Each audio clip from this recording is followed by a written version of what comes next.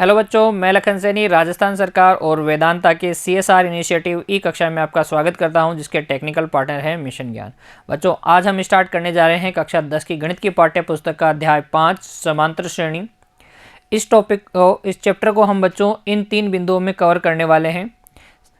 सबसे पहले मैं इस चैप्टर का आपको परिचय करवाऊँगा, और परिचय में हम जानते हैं हम क्या करते हैं, चैप्टर में जितनी भी शब्दावली आने वाली है उनके बारे में पढ़ेंगे। आप लिखते चलिए बच्चों, कॉपी और पेन तैयार रखिए, समझते हुए लिखते चलिए। सबसे पहले देखिए बच्चों, चैप्टर का नाम है हमारे पास समांतर श्रेणी। उसको समझने के लिए, समांतर श्रेणी को समझने के लिए आपको समझना होगा अनुक्रम, सीक्वेंसेस क्या होते हैं। देखिए बच्चों, संख्याओं अथवा अवयवों की वह व्यवस्था जिसमें आगामी पदों का पूर्वानुमान लगाया जा सके अनुक्रम कहलाता है। मतलब ऐसी कोई व्यवस्था, ऐसा कोई अरेंजमेंट हम इस तरीके से संख्याओं को या अवयवों को या किन्हीं वस्तुओं को इस तरीके से रखें, इस तरीके से जमाएं, इस तरीके से व्यवस्थित करें कि आगे क्या रखा जाएगा आप पूर्वानुमान लगा सके, आप अपने आप ज्ञात कर सकें। तो ऐसी व्यवस्था को हम क्या कहते हैं, सीक्वेंस कहते हैं। ठीक है बच्चों, कैसे, देखिए यहाँ लिखा हुआ है ए, फिर लिखा हुआ है AB, फिर लिखा हुआ है ABC। अब क्या आएगा, पूर्वानुमान लगाने की कोशिश कीजिए बच्चों, अनुमान लगाने की कोशिश कीजिए कि अब क्या आएगा। सोचिए ज़रा, बिल्कुल ABCD आएगा। अब ABCD आएगा, उसके बाद में क्या आएगा, उसके बाद में अगला पद आएगा ABCDE, उसके बाद में ABCDEF, और इस तरीके से हम आगे वाले पदों को ज्ञात कर सकते हैं। इसका मतलब कोई भी ऐसी व्यवस्था जिसमें कुछ क्या हो, लॉजिक हो, कोई ट्रिक हो, जिससे हम क्या करें, आगे आने वाले पदों का पता लगा सकें, तो ऐसी व्यवस्था को हम क्या कहते हैं बच्चों, अनुक्रम कहते हैं, सीक्वेंस कहते हैं। और उदाहरण देख लीजिए, आपके पास लिखा हुआ है 1, फिर 11, फिर 111। अब क्या आएगा, 1111।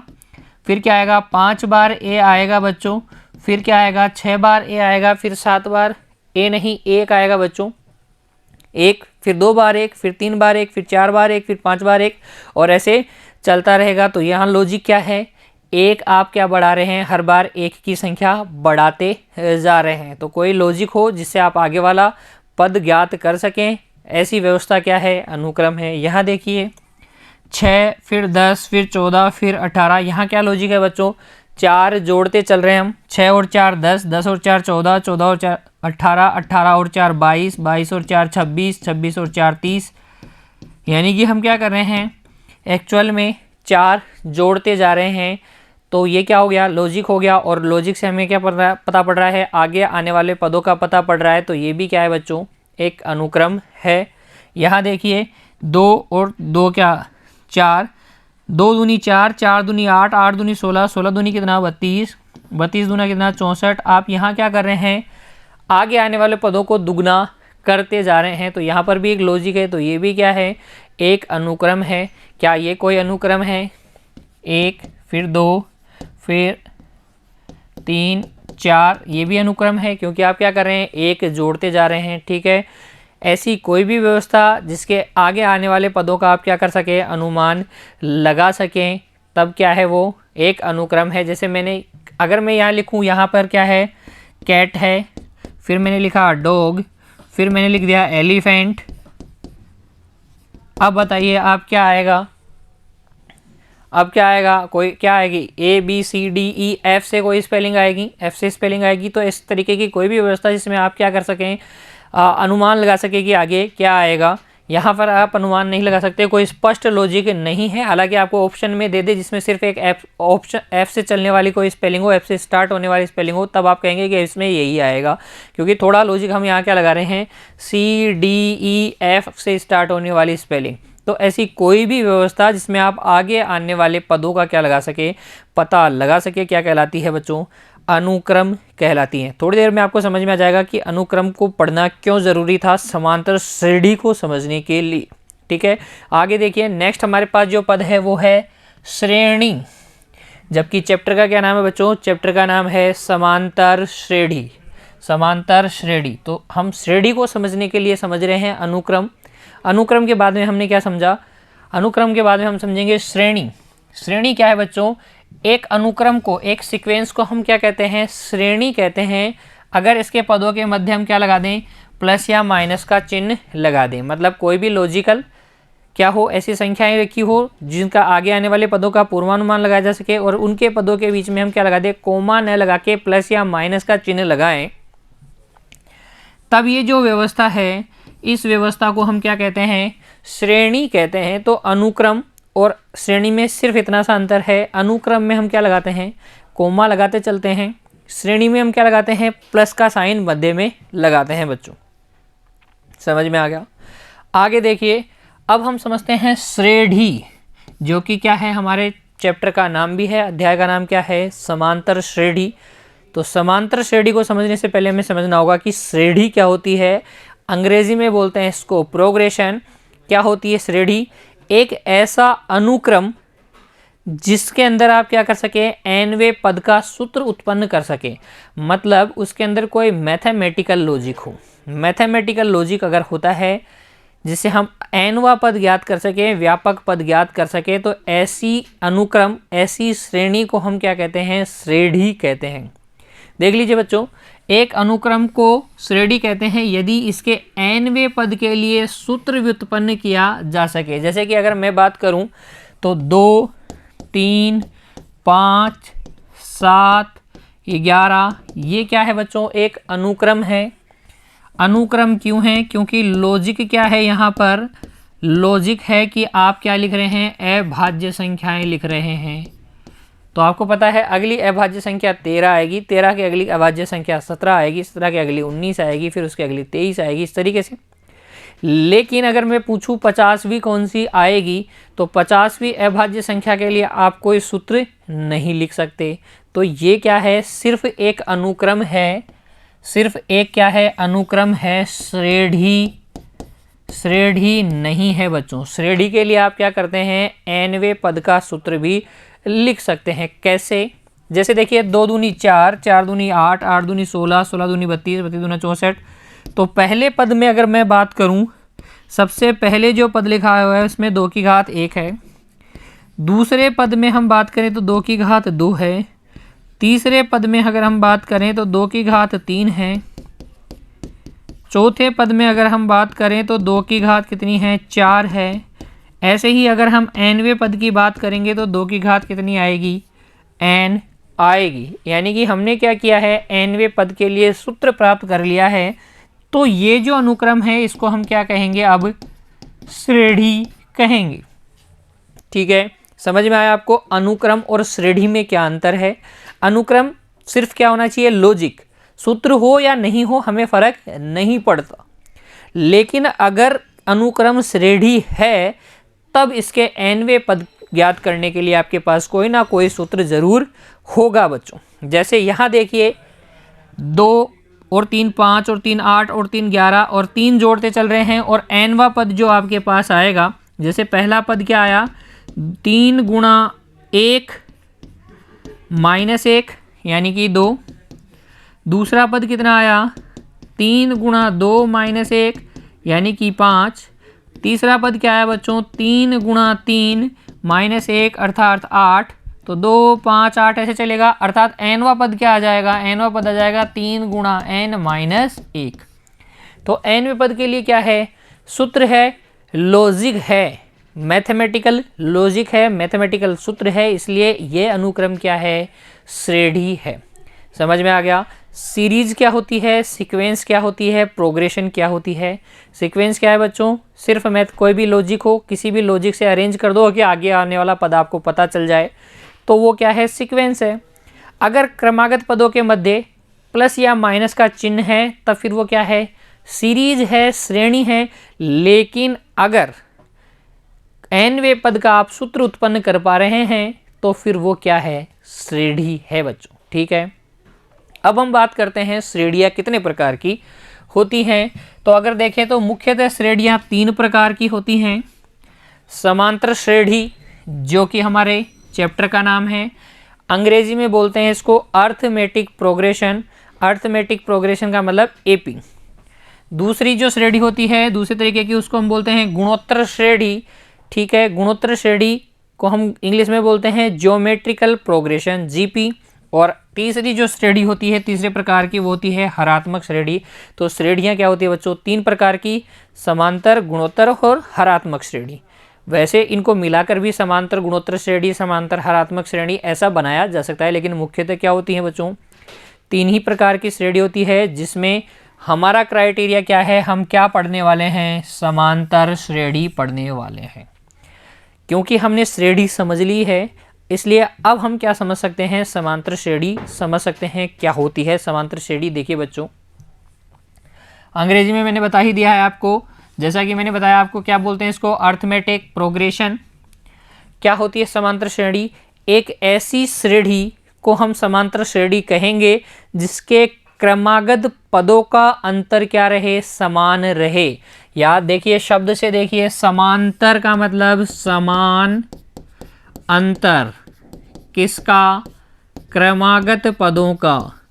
ऐसी कोई भी श्रेणी जिसके क्रमागत पदों का अगर हम अंतर निकालें तो क्या मिले आपको, समान अंतर मिले, तब उस श्रेणी को क्या कहते हैं, समांतर श्रेणी कहते हैं। बच्चों समझ में आ गया आपको, समांतर श्रेणी किसको बोलेंगे, ऐसी कोई भी श्रेणी जिसके क्रमागत पदों का अंतर क्या रहे, समांतर रहे, समान रहे, अंतर समान रहे, तो उसे हम समांतर श्रेणी कहते हैं, अर्थमेटिक प्रोग्रेशन कहते हैं, एपी कहते हैं। कैसे, यहाँ देखिए क्रमागत पदों का अंतर 4 है, यहाँ भी 4 अंतर है, इनका अंतर भी 4 है, तो कोई भी 2 पद आप ले लीजिए लगातार, दोनों का अंतर आपको कितना मिलेगा, 4 मिलेगा। तो क्योंकि क्रमागत पदों का अंतर समान है, इसलिए ये क्या है, समांतर श्रेणी है।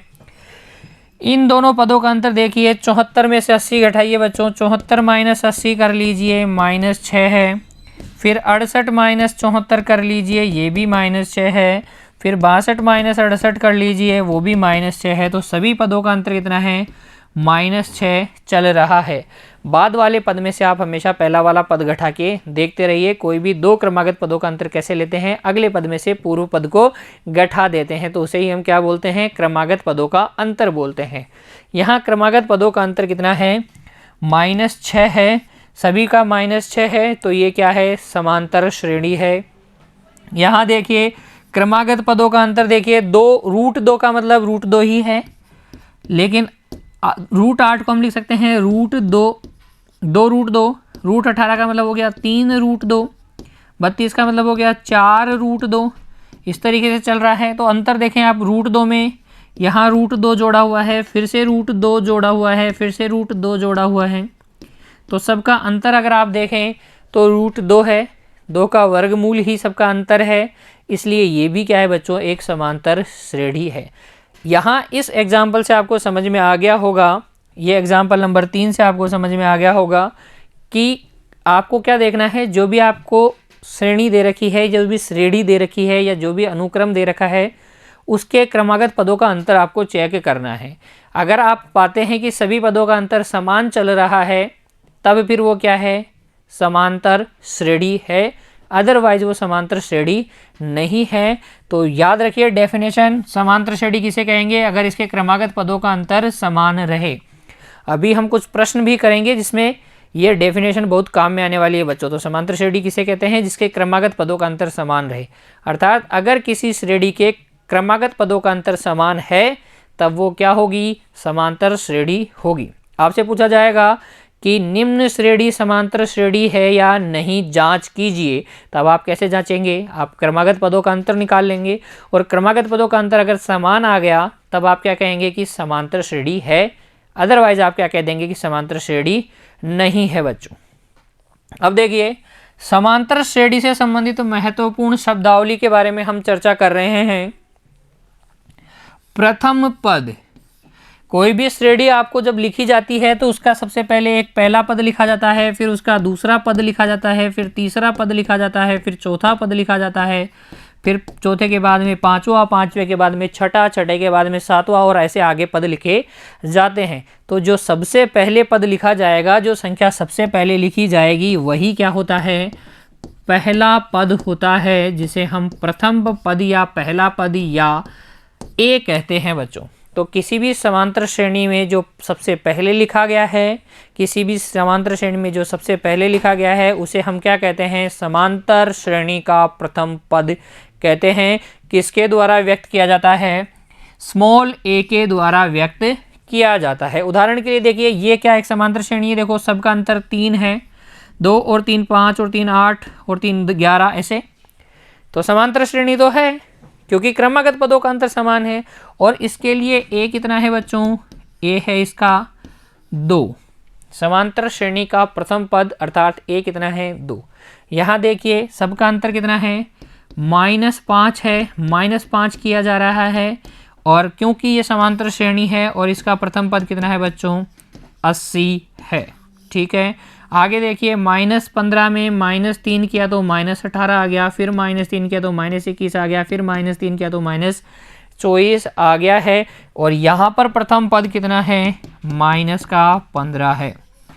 इन उदाहरणों से एक और बात आप समझ सकते हैं बच्चों कि समांतर श्रेणी क्या हो सकती है, इंक्रीजिंग भी हो सकती है और डिक्रीजिंग भी हो सकती है। इंक्रीजिंग का मतलब बढ़ते हुए क्रम में भी हो सकती है और डिक्रीजिंग का मतलब घटते हुए क्रम में भी हो सकती है। हो सकता है कि समांतर श्रेणी के सभी पद धनात्मक हो सकता है कि कुछ पद धनात्मक और कुछ पद ऋणात्मक हो सकता है कि सभी कैसे हों, ऋणात्मक हो बच्चों। तो पद ऋणात्मक धनात्मक कुछ भी हो सकता है, घटते क्रम में भी हो सकती है, बढ़ते क्रम में भी हो सकती है। जो सबसे पहले संख्या लिखी जाएंगी वही समांतर श्रेणी का प्रथम पद होगा अर्थात a होगा। बार बार ये कंसेप्ट आपके काम आने वाला है, इसलिए समझ लीजिए। अगर आपसे पूछा जाए प्रथम पद तो प्रथम पद आप पहले जो बैठा है सबसे पहले वही है, उसी को हम a बोलते हैं बच्चों। ठीक है, व्यक्त a से करते हैं प्रथम पद को। अगला देखिए नेक्स्ट आपके पास है सार्वांतर। नाम से समझ में आ रहा है जो समान अंतर है, जो सबका समान अंतर है। सार्वांतर का मतलब हो गया सबका समान अंतर, यानी कि सभी पदों में जो समान अंतर अभी हम देखते आ रहे हैं उसी को हम क्या कहते हैं, सार्वांतर कहते हैं। और सार्वांतर क्या होता है बच्चों, किसी भी समांतर श्रेणी के क्रमागत पदों का अंतर d द्वारा व्यक्त किया जाता है और इसे समांतर श्रेणी का सार्वांतर कहते हैं। अर्थात d बराबर क्या होगा, दूसरे पद में से पहला पद हम हटा लेंगे तो हमें क्या मिलेगा, d मिलेगा। दूसरे और पहले का अंतर कह सकते हैं, आप कह सकते हैं तीसरे और दूसरे का अंतर, चौथे और तीसरे का अंतर, पांचवे और चौथे का अंतर यहाँ लिखा है, और nवें और n से पहले वाले का। nवा पद और n से पहले वाला पद क्या होगा, n-1, जैसे कि 100वां पद और 100 से पहले वाला कौन सा हो जाएगा, 99।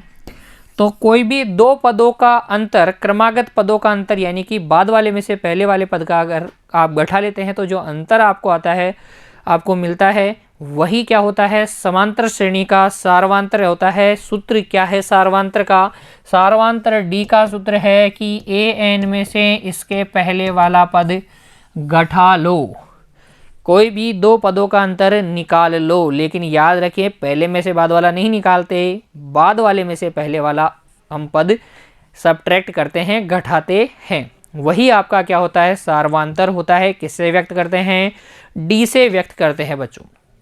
अगला देखिए उदाहरण, यहाँ देखिए सार्वांतर यहाँ निकालिए। देखिए यहाँ प्रथम पद तो आपको दिख रहा है 2 है, सार्वांतर बता दीजिए मुझे कितना अंतर चल रहा है, 5-2, 5-2 कर लीजिए 3 आ जाएगा, या आप कर सकते हैं 8-5, 8-5 भी 3 है, 11-8 कर सकते हैं। तो कोई भी दो पदों का अंतर देख लीजिए, सबका समान ही आता है। तो यहाँ d कितना है बच्चों, 3 है। यहाँ a का मान कितना है बच्चों, 80 है, देखा है आपने पहले। और d का मान कितना है बच्चों, -5। तो d का मान धनात्मक या ऋणात्मक या 0 आ सकता है। यहाँ देखिए a का मान है -15 प्रथम पद, और d का मान कितना है, -3 है बच्चों। d का मान कितना है, -3। देख लीजिए -18 में से आप माइनस कर दिए, -15, -18 माइनस +15 हो गया, और ये कितना आ जाएगा, -3 आ जाएगा। ठीक है, सार्वांतर में किसी को कोई दिक्कत नहीं है, प्रथम पद में किसी को कोई दिक्कत नहीं होनी चाहिए। अगला देखिए समांतर श्रेणी का व्यापक पद an।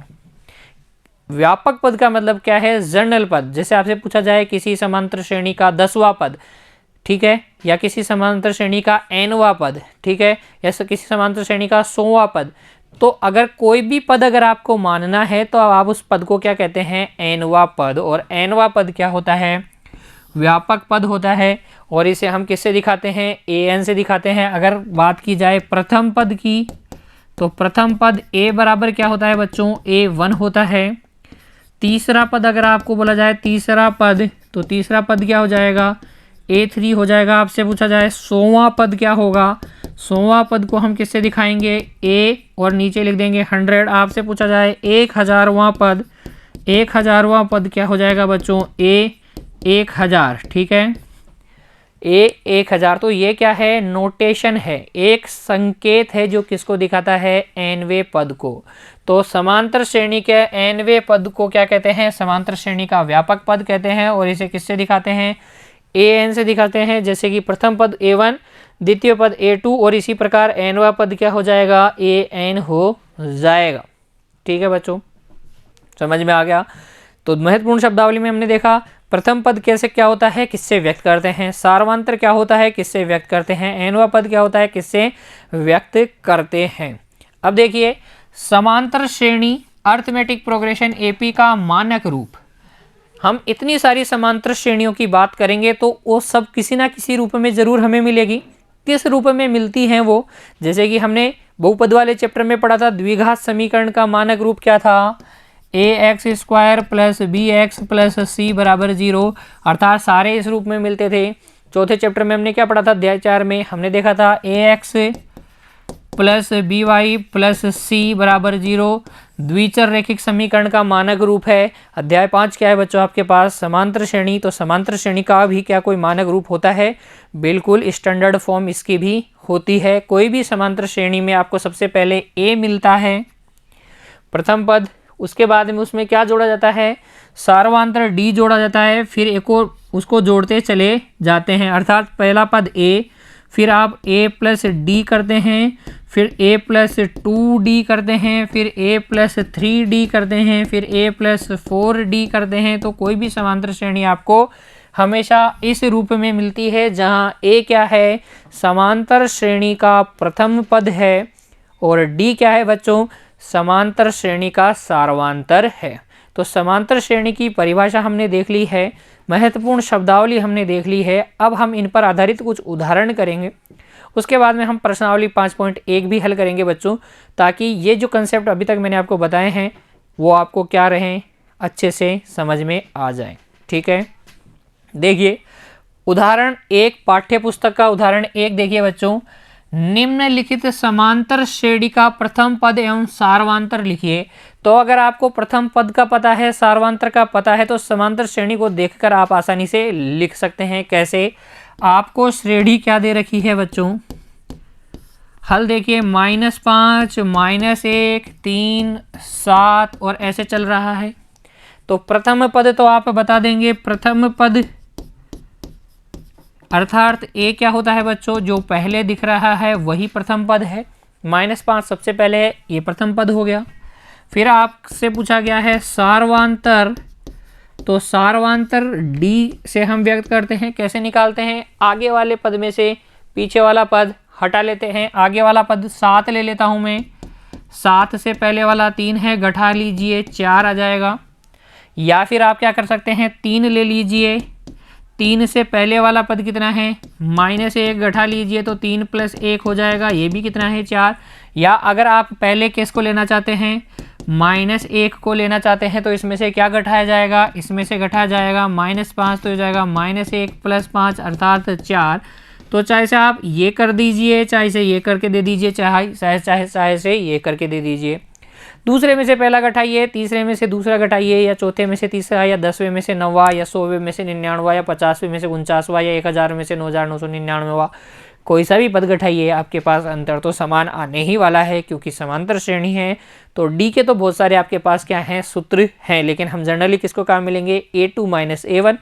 दूसरे में से पहला घटा के ही हम हमेशा क्या निकाल लेते हैं, डी निकाल लेते हैं बच्चों, सार्वंतर निकाल लेते हैं। तो प्रथम पद और सार्वंतर निकालना आपको आ गया है।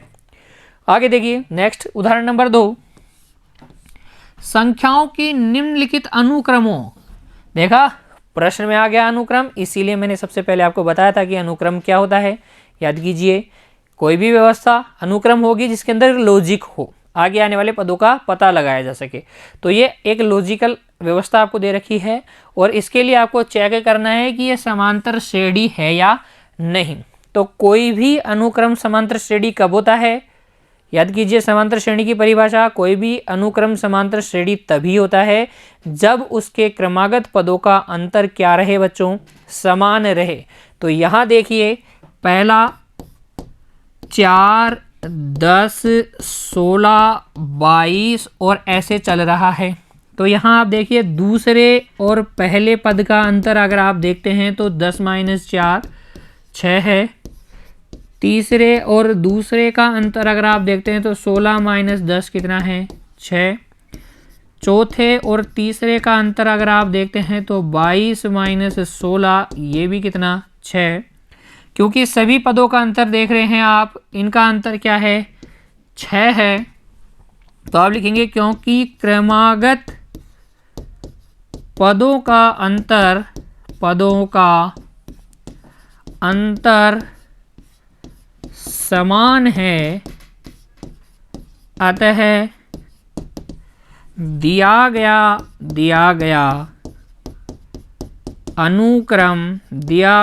अनुक्रम एक समांतर श्रेणी है बच्चों। दिया गया अनुक्रम क्या है? एक समांतर श्रेणी है, क्योंकि क्रमागत पदों का अंतर कैसा है? समान है। जिसके लिए अब अगर मैं आपसे पूछूं, जिसमें अगर आपसे पूछा जाए ए और डी, तो आप बता पाएंगे? बिल्कुल दिमाग लगाइए। ए कितना है इस समांतर श्रेणी के लिए? बिल्कुल 4 है। और डी कितना है? 6। समान अंतर को ही हम क्या बोलते हैं? सार्वंतर बोलते हैं, या सर्वंतर बोलते हैं, या सार्व अंतर बोलते हैं। ठीक है। दूसरा पार्ट देखिए, क्या ये एक समांतर श्रेणी है? तो यहाँ अगर आप देखें तो A2 और A1 का अंतर, A2 कितना है? 2 माइनस 2 अगर आप करते हैं तो कितना है? 4। A3 और A2 का अंतर यानी -2 -2 करते हैं तो -4 आता है। A4 और A3 का अगर आप अंतर कर देंगे, ये A1 A2 A3 A4 कितना है? 2 -2 करते हैं तो कितना है? 4। ऐसे अगर आप देख पा रहे हैं तो आपको पता पड़ जाएगा कि सबका अंतर क्या है? समान नहीं है। क्यों नहीं है? क्योंकि यहाँ आप देख रहे हैं A2 - A1 तो कितना है? प्लस का 4 है। और A3 - A2 कितना है? माइनस का 4 है। क्योंकि क्रमागत पदों का अंतर समान नहीं है, क्योंकि हम लिखेंगे क्रमागत पदों का अंतर समान नहीं है। समान क्या है? नहीं है। अतः दिया गया अनुक्रम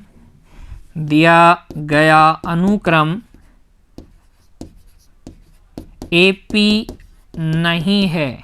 ये अनुक्रम तो है बच्चों, क्योंकि लॉजिक है, पहले -2 फिर प्लस का 2 फिर -2 फिर प्लस का 2 फिर -2 फिर प्लस का 2, इस तरीके से चलता रहेगा। तो लॉजिक तो है, एक बार प्लस का लिखिए एक बार माइनस का लिखिए। लेकिन क्योंकि क्रमागत पदों का अंतर समान नहीं है, इसलिए ये जो अनुक्रम है ये AP नहीं है, ये समांतर श्रेणी नहीं है। ठीक है बच्चों, आगे देखिए उदाहरण नंबर 3। निम्नलिखित समांतर श्रेणियों के सार्वांतर ज्ञात कीजिए, अर्थात D ज्ञात कीजिए और उनके अगले 4 पद भी लिखिए। तो यहाँ आप देखिए हल हम किस तरीके से करेंगे। पहले आप जो भी समांतर श्रेणी आपको दे रखी है उसको लिखिए 0, फिर -3, फिर -6, फिर -9 और एंड सो ऑन। तो 1, 2, 3, 4 पद तो आपको दे रखे हैं, अगले 4 आपको निकालने हैं और उससे पहले आपको क्या करना है? सार्वांतर बताना है। तो क्योंकि सार्वांतर का फॉर्मूला आपको पता है, सार्वांतर D क्या होता है? A2 - A1 होता है, या A3 - A2 होता है, या A4 - A3 होता है, जो भी आपको अच्छा लगे। A2 कितना है बच्चों? -3 -A1 कितना है? 0। तो सार्वांतर तो आ गया आपके पास -3, तथा यहाँ अगले 4 पद निम्न हैं। अब आपके काम आएगा क्या? आपके काम आएगा समांतर श्रेणी का मानक रूप। मानक रूप आपको क्या बताता है बच्चों? यहाँ देखिए, जब मैंने मानक रूप की चर्चा की थी तो मैंने कहा था कि अगला पद ज्ञात करने के लिए आप डी जोड़ते चलते हैं, अर्थात सार्वांतर को जोड़ते चलते हैं। तो इस प्रश्न में, इस उदाहरण में आपको क्या करने हैं? अगले पद निकालने हैं। तो A1 हो गया, A2 हो गया, A3 हो गया, A4 हो गया, A5 आप कैसे निकालेंगे? A4 में D जोड़ देंगे, A4 में D जोड़ देंगे। A4 कितना है? -9 में आप जोड़ देंगे -3, तो कितना आ जाएगा? -12 आ जाएगा। ऐसे ही A6 कैसे निकालेंगे? A6 आप निकालेंगे A5 में D जोड़ के। पहले वाले पद में D जोड़ते चलते हैं, A प्लस D, फिर A प्लस 2D, फिर A प्लस 3D, ऐसे चलेगा। तो A5 में जब आप D जोड़ देंगे बच्चों, तो देखिए A5 तो आपके पास -12 है, इसमें D जोड़ दीजिए -3, तो ये हो जाएगा -15। फिर आप A7 निकालिए। A7 कैसे निकालेंगे? A6 में D जोड़ देंगे, यानी कि -15 में -3 जोड़ देंगे तो -18 आ जाएगा। तथा अगला जो पद है A8 कैसे निकालेंगे? A7 में D जोड़ देंगे, -18 प्लस -3 अर्थात -21 आ जाएगा। तो अगले 4 पद आप इस तरीके से निकाल सकते हैं। सार्वांतर कैसे निकालते हैं? कोई भी 2 पदों का अंतर निकाल लीजिए। अगले 4 पद कैसे निकाल देंगे? पहले पद निकालेंगे, उस जो भी पद है उसमें आगे हम सार्वांतर जोड़ते चलते हैं। देखिए -3 इसमें जोड़ा, फिर -3 इसमें, फिर -3, फिर -3 जोड़ते चलते हैं। ठीक है बच्चों, कैसे? क्योंकि हमें पता है समांतर श्रेणी का मानक रूप क्या है? A plus D, A plus 2D, A plus 3D, इस तरीके से। आगे देखिए, दूसरा जो पार्ट है इसका, इसमें आप देखेंगे अगर हम बात करें पहले सार्वांतर की, तो हमें पता है सार्वांतर क्या होता है बच्चों? सार्वांतर या सार्वंतर वो होता है A2 माइनस A1 या A3 माइनस A2 या A3 माइनस A2 या A4 माइनस A3 या A5 माइनस A4 या A100 माइनस A99, ऐसे। तो यहाँ अगर आप देखें A2 कितना है? -5/6 में से हम माइनस कर लेंगे -1, तो ये माइनस माइनस क्या हो जाएगा बच्चों? प्लस हो जाएगा। तो -5/6 प्लस 1 हो जाएगा। और जब आप इसको एलसीएम लेके जोड़ेंगे तो -5 प्लस 6/6 आ जाएगा, अर्थात ये 1/6 आपको मिल जाएगा। अतः D बराबर आपके पास आ गया है 1/6। अब देखिए बच्चों, अब आपको अगले 4 पद निकालने हैं। तो पहला दे रखा है, दूसरा दे रखा है, तीसरा दे रखा है। आपको कौन सा निकालना है? चौथा पद निकालना है। कैसे निकालेंगे? तीसरे के अंदर D जोड़ देंगे। तीसरा कितना है? -2/3 में 1/6 जोड़ देंगे, तो 6 तो आ गया। एलसीएम -4 प्लस 1 हो गया, अर्थात -3/6, और -3/6 का मतलब -1/2। देख लीजिए, कैलकुलेशन आप चेक करते रहिए बच्चों। 6 एलसीएम आएगा, 3 का भाग लगाएंगे 6 में 2 बार, 2 को -2 से गुणा करेंगे, -4 प्लस 1 आ जाएगा, -3/6। A5 आप कैसे निकालेंगे? A4 में D जोड़ देंगे। A4 कितना है बच्चों? -1/2 है, इसमें 1/6 जोड़ दीजिए। एलसीएम आ गया आपके पास 6, ये हो गया -3 प्लस 1, और -3 प्लस 1 -2/6 होता है, और -2/6 का मतलब -1/3। और A6 निकालिए। A6 कैसे निकालेंगे? A5 प्लस D करके। A5 -1 बटा कितना है बच्चों? 3 है, प्लस 1/6, तो ये हो जाएगा -2 प्लस 1/6, अर्थात -1/6। अगले 3 पद आपने निकाले हैं। आगे देखिए, A7 कैसे निकालेंगे? A6 प्लस D करेंगे, -1/6 प्लस 1/6 करेंगे, तो ये कितना हो जाएगा? 0 हो जाएगा। तो आपने देखा किसी भी समांतर श्रेणी में सार्वांतर कैसे निकालते हैं, उसके अगले 4 पद कैसे ज्ञात करते हैं। ठीक है बच्चों, तो अब तक आपने ये समझा है कि समांतर श्रेणी क्या होती है, समांतर श्रेणी का मानक रूप क्या होता है, A कैसे निकालते हैं, D कैसे निकालते हैं, कैसे जांचते हैं कि कोई श्रेणी समांतर श्रेणी है या नहीं, सॉरी, कोई अनुक्रम समांतर श्रेणी है या नहीं, ये हम कैसे जानते हैं। एक बार वापस से देख लेते हैं जल्दी जल्दी। सबसे पहले हमने क्या किया बच्चों, सबसे पहले हमने देखा अनुक्रम क्या होता है, कोई भी लॉजिकल व्यवस्था, कोई भी ऐसा अरेंजमेंट जिसमें हम आगे आने वाले पदों का अनुमान लगा सके, अनुक्रम कहलाता है। अंग्रेजी में इसको सीक्वेंस बोलते हैं। जरूरी नहीं है कि इसका कोई मैथमेटिकल फॉर्मूला हो, कोई भी लॉजिक लगा सकते हैं किसी भी तरीके का, तो अनुक्रम होता है। श्रेणी क्या होती है, सीरीज क्या होती है, किसी भी अनुक्रम के क्रमागत पदों के मध्य प्लस या माइनस का चिन्ह लगा देते हैं तो श्रेणी बनती है। और श्रेणी कब बनती है, जब उसके nवें पद का कोई ना कोई सूत्र आपके पास हो। उसके बाद आपने देखा कि श्रेणियाँ 3 प्रकार की होती हैं, मुख्यतः समांतर, गुणोत्तर और हरात्मक। हमारा क्राइटेरिया क्या है, समांतर श्रेणी पढ़ना। इनको हम उच्च कक्षाओं में पढ़ेंगे, 11वीं 12वीं कक्षाओं में पढ़ेंगे बच्चों, अगर आपने साइंस मैथ ली है। समांतर श्रेणी क्या होती है, जिसके क्रमागत, ऐसा कोई भी अनुक्रम जिसके क्रमागत पदों का अंतर कैसा रहे, समान रहे, तो उसको समांतर श्रेणी बोलते हैं। यहाँ सभी पदों का अंतर क्या होता है, समान होता है। फिर हमने महत्वपूर्ण शब्दावली के बारे में चर्चा की। प्रथम पद क्या होता है, किसी भी समांतर श्रेणी में जो पहले लिखा गया पद है वो प्रथम पद होता है। इसको हम छोटे ए से, छोटू ए से व्यक्त करते हैं। ये आपको मैंने उदाहरण बताए, पहले पद जो सबसे पहले लिखा हुआ है वो प्रथम पद है। फिर हमने बात की सार्वांतर की या सर्वांतर की बात की। सार्वांतर को हम किससे दिखाते हैं बच्चों, छोटू डी से दिखाते हैं, ठीक है। और क्या होता है, ये कोई भी 2 क्रमागत पदों का अंतर होता है। ए एन में से एन से पहले वाला पद, ए 100 माइनस ए 99, ए 50 माइनस ए 49, ठीक है। कोई भी 2 क्रमागत पदों का अंतर ही क्या होता है, सार्वांतर होता है। फिर उसके बाद में हमने इसके उदाहरण देखे, सार्वांतर हमने निकाले विभिन्न उदाहरणों के माध्यम से।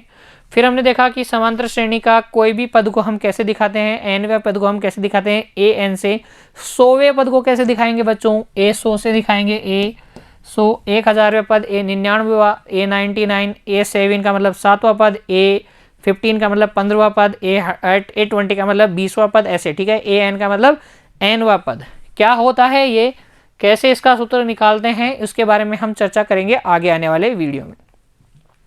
फिर हमने देखा समांतर श्रेणी का मानक रूप क्या होता है। कोई भी समांतर श्रेणी में पहले ए ओ लिखा होगा, फिर उसमें हम क्या करते हैं बच्चों, डी जोड़ देते हैं, फिर डी जोड़ देते हैं, फिर डी जोड़ते हैं। ए प्लस डी, ए प्लस 2डी, ए प्लस 3डी, ए प्लस 4डी, ऐसे चलता रहता है। उसके बाद में हमने क्या किया, पाठ्य पुस्तक का उदाहरण नंबर 1 किया, उदाहरण नंबर 2 के 2 भाग किए, और ठीक है, उदाहरण नंबर 3 किया हमने, जिसमें हमने सार्वांतर और अगले 4 पद निकाले। उदाहरण 3 के दोनों पार्ट हमने कर लिए हैं। आगे आने वाले वीडियो में बच्चों हम चर्चा करेंगे प्रश्नावली 5.1 की। अगर आपने आज का वीडियो ढंग से समझा है तो प्रश्नावली 5.1 आप आसानी से कर पाएंगे। आप करिए उसको हल। फिर अगर आपको कोई दिक्कत होती है तो नेक्स्ट वीडियो आप देखें बच्चों। धन्यवाद।